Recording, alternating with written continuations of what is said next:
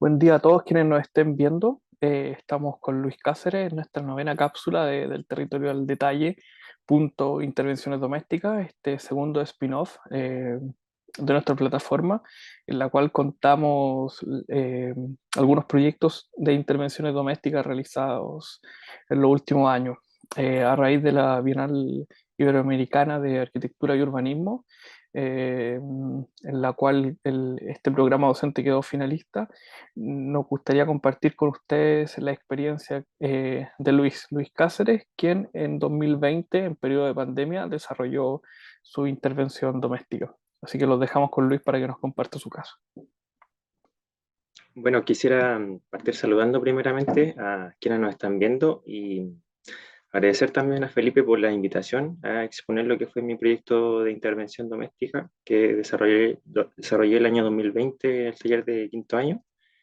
Ese año nos vimos obligados a realizar este taller de forma online debido a que nos enfrentamos a un estallido social en 2019 y luego a la pandemia, así que estos acontecimientos me hicieron retornar a mi ciudad de origen, específicamente a la ciudad de San Fernando, que está ubicada a unos 120 kilómetros al norte de la ciudad de Talca. Y volví a la casa en la que he vivido desde siempre y en la que en ese entonces vivía solo María, quien es mi madre. Estudiar 5 años fuera me hizo olvidar un poco la dinámica del habitar en la casa,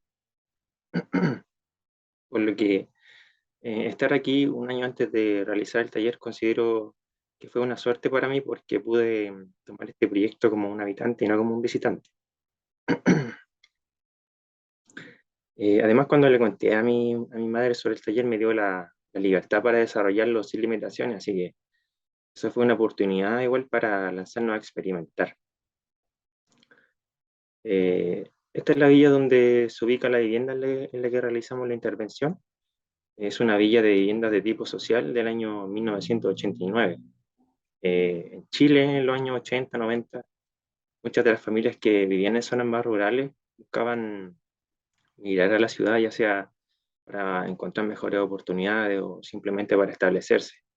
Lamentablemente en la época existía un déficit histórico de viviendas sociales, lo que hacía muy difícil para estas familias poder cumplir el sueño de la casa propia. Así que debido a este problema, las políticas públicas habitacionales de ese entonces apuntaron a la implementación del sistema de vivienda progresiva.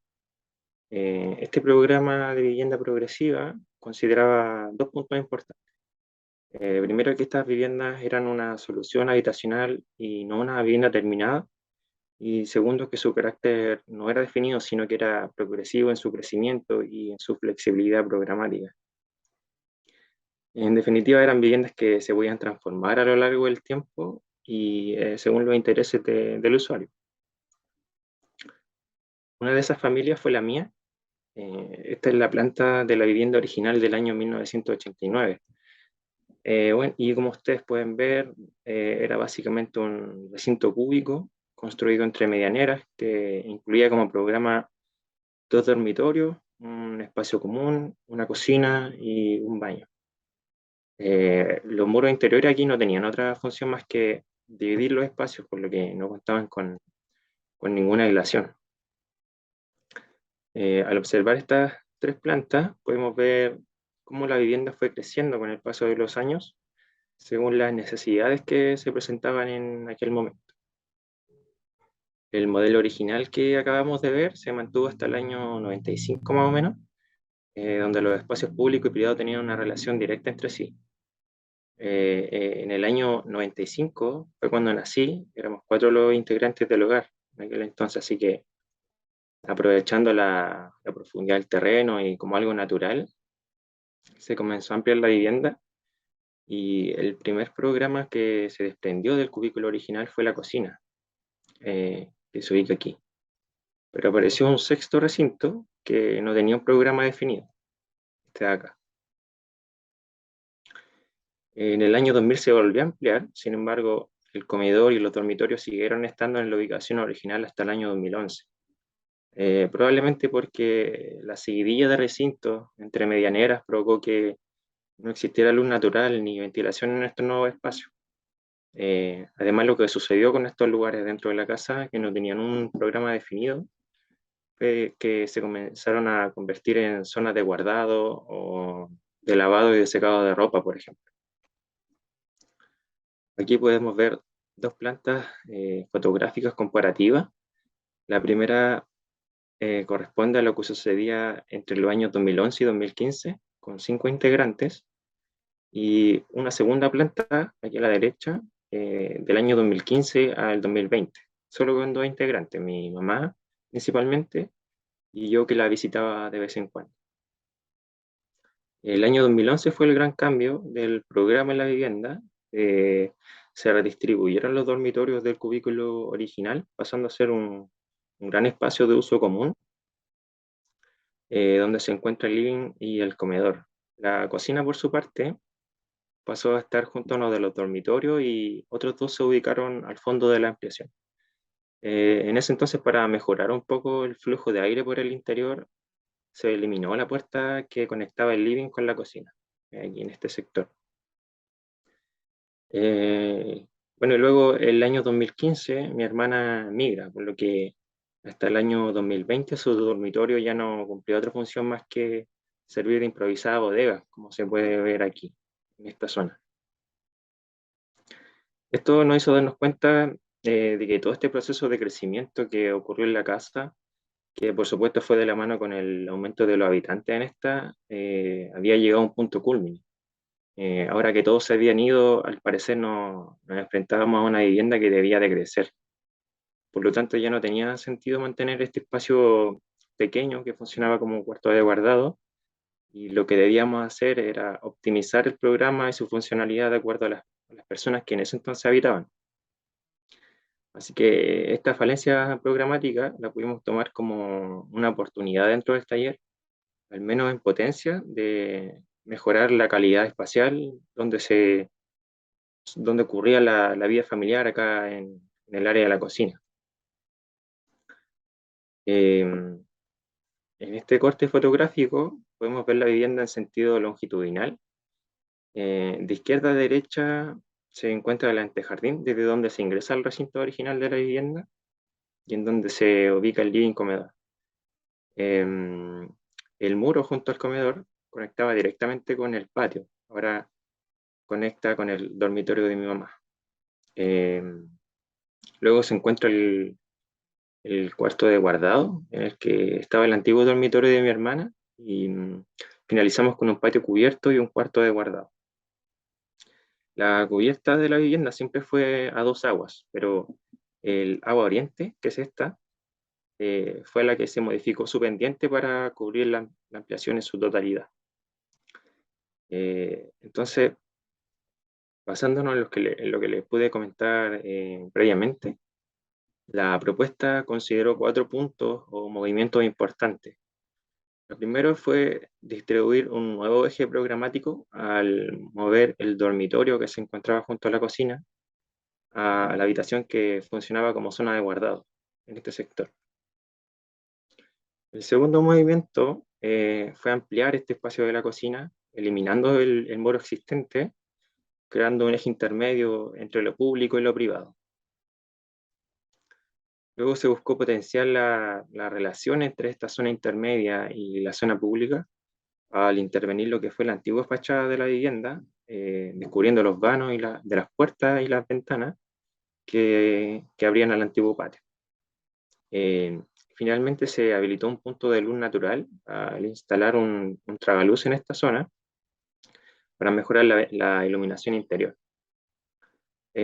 Todos estos movimientos permitieron definir este nuevo espacio como un espacio flexible, con mobiliario perimetral que pudiera utilizarse como área de trabajo o como una ampliación de la cocina. Eh, lo primero que se hizo fue instalar el tragaluz. Luego retiramos el muro divisorio que dividía la cocina con el dormitorio, y estas fotos son parte del proceso de intervención en el muro de albañilería. Se cortó y se perforó parte del muro que estaba bajo la ventana, que es más pequeña. Se retiraron las ventanas y también los marcos metálicos que estaban anclados a la estructura. En esta serie de fotografías podemos ver el antes y el después de la intervención, eh, antes de montar el mobiliario final. Esta es una vista desde la cocina, inmediatamente con retirar el muro divisorio e intervenir parte del muro de albañilería se pudo mejorar ampliamente la conexión visual y espacial con el comedor. Esta es una vista desde el lado contrario, es decir, desde el interior de la habitación. Eh, por lo que se pudo sumar calidad al espacio con esta intervención y otorgarle una conexión mucho más fluida a ambas zonas.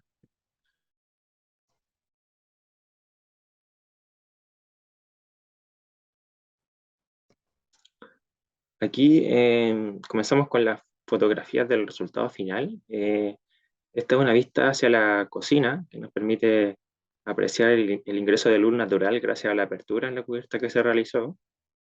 Eh, y esta fotografía fue tomada de noche con el mobiliario perimetral y el área de trabajo que conecta con el comedor.